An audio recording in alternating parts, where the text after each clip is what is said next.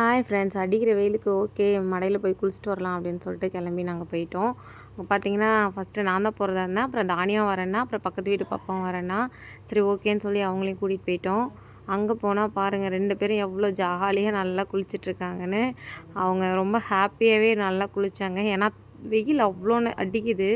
அதுக்கு அவங்க தண்ணி விட்டு எந்திரிக்கவே இல்லை. 1 மணி நேரத்துக்கு மேலே கிட்டத்தட்ட நாங்கள் அங்கேயே தான் இருந்தோம். பார்த்திங்க அப்படின்னா அங்கே வந்து கரிசலாங்கண்ணி செடி இருந்துச்சு.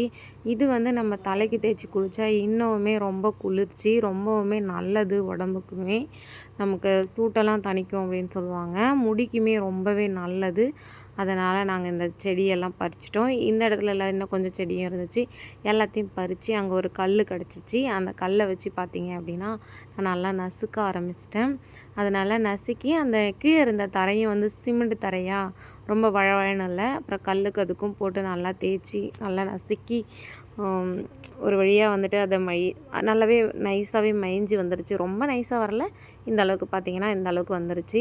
இதை வந்து என்ன பண்ணுறோம் அப்படின்னு பார்த்திங்கன்னா, மொட்டை பாப்பா தலையில் நம்ம தானிய தலையில் 2 பேர்த்துக்குமே கொஞ்சம் கொஞ்சம் வச்சு விட்டேன். ஏன்னா இது கொஞ்சம் நமக்கு சூட்டை தணிக்கும், இன்னொன்று முடிக்குமே ரொம்ப நல்லது.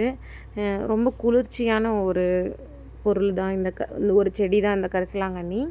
அப்புறம் பார்த்தீங்க அப்படின்னா தானியாவுக்கு, பாப்பாவுக்கு, பக்கத்து வீட்டு பாப்பாவுக்கு 2 பேர்த்துக்குமே வந்து ஆளுக்கு கொஞ்சம் கொஞ்சமாக தலையில் வச்சு விட்டேன். வச்சு விட்டு ஒரு 10 நிமிஷம் 1/4 மணி நேரத்துக்கு அவங்கள அப்படியே தலையிலே ஊற வச்சுருங்க.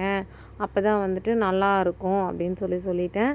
அவங்களும் அதே மாதிரி ஒரு 1/4 மணி நேரத்துக்கு மேலேயே தலையில் வச்சுக்கிட்டு இருந்துட்டு அப்படியே உட்காந்துட்டு விளாண்டுட்டே இருந்தாங்க. அந்த பாப்பாவுக்கும் வந்து வச்சு விட்டேன், பக்கத்து வீட்டு பாப்பாவுக்கும். அவள் வந்து பார்த்திங்கன்னா மொட்டை தலைக்கு அதுக்கும் என்ன ஆயிடுச்சுன்னா அவளுக்கு வந்து ஒழுக ஆரம்பிச்சிருச்சு.